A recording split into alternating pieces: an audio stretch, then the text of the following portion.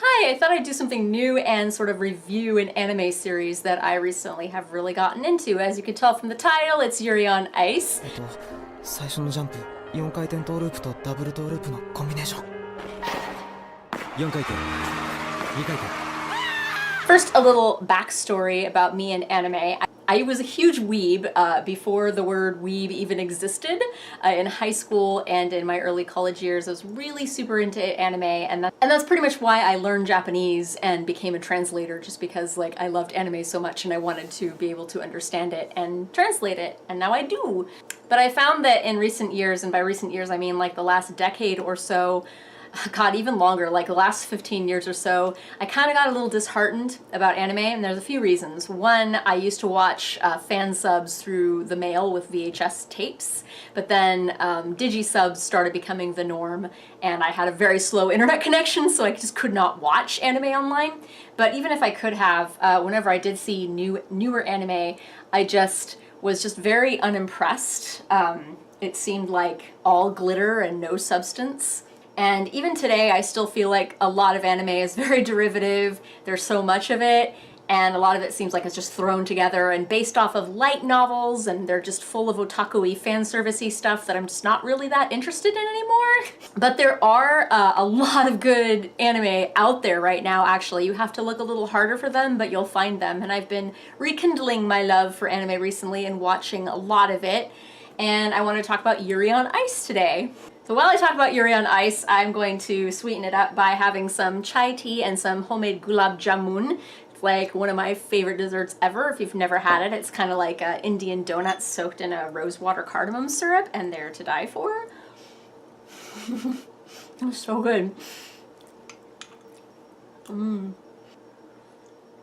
Yuri on Ice is pretty popular, and you've probably heard of it, but in case you don't know what the story is about, a quick synopsis. There's two boys, both of them named Yuri. One of them is Japanese Yuri, the other one is Russian Yuri. They both are aspiring figure skaters, and they both idolize this man named Victor, who was like the best figure skater, and he's Russian. But he sees one evening Yuri, the Japanese Yuri, was just kind of messing around in the rink, and he did his version of one of Victor's like famous programs, and this little girl uploaded it to the internet without his permission, and it became viral. And so Victor wound up seeing it, and he was inspired by Yuri's skating, so he decided to quit skating temporarily and become Japanese Yuri's coach. And then through that, it just chronicles Yuri, how he started off being, this out of shape, I think I might even quit figure skating, I'm kind of over the hill anyway, kind of thing. He was definitely an underdog, being polished into a good skater. But it's more than that, it's also about love in all of its forms. And that probably made a lot of you guys gag, and I gagged too. But no, it really is the best kind of love story, in that romantic love is definitely a component of it, but it's one of many. It's kind of like Fruits Basket, if you've seen that, in that it really examines a lot of different kinds of love and a lot of different kinds of relationships. And it manages to do that in just like 12 episodes. I mentioned the Russian Yuri earlier because at the beginning he and Japanese Yuri had this big rivalry, and they were vying for getting Victor as their coach. And Japanese Yuri eventually won. But I love Russian Yuri. He's probably my favorite character. Not entirely sure. And another reason that I really like Russian Yuri, sometimes called Yurio in the anime, is because he reminds me a lot, and I don't know if this was a carbon copy, but he reminds me a lot of Evgeny Plashenko. He was really big. I actually watched him rise. I watched his first event when he was 13 years old, and just the way Russian Yuri skates with his arms especially super reminds me of Evgeny Plashenko. And I know he's a fan of the series as well. I need to look into this a little more now that I've actually seen the series. But yeah, I love that he is so similar to Evgeny Plashenko, because I used to be a huge ice skating otaku as well. I followed all of the events. I watched the Grand Prix, I watched the World Champs, I watched the Nationals, I watched the Olympics, I watched the World Championships. It's like, yeah, I watched everything.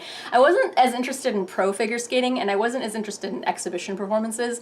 But yeah, I really liked singles skating, and particularly I liked men's singles and ice dancing. So it was really neat, seeing the fluidity of the animation was just really good in this. They took really good care to get you know, the difference. Like, I can tell the difference between a Salchow and a Lutz, and like you could actually see it. Sometimes they would, like, you know, cheat the camera away when the skater was prepping for the jump, or they wouldn't close up on the blades, so you couldn't quite tell if that's the jump they were doing, but they seemed pretty accurate for the most part in the choreography. And it was also interesting watching the new scoring system, because I kind of stopped watching figure skating when all those scandals started happening and they changed over the scoring system. I think the last actual ice skating event I watched televised was when Kim Yu-na was skating in the Olympics. I think it was in 2008. So it's been a really long time since I've watched figure skating.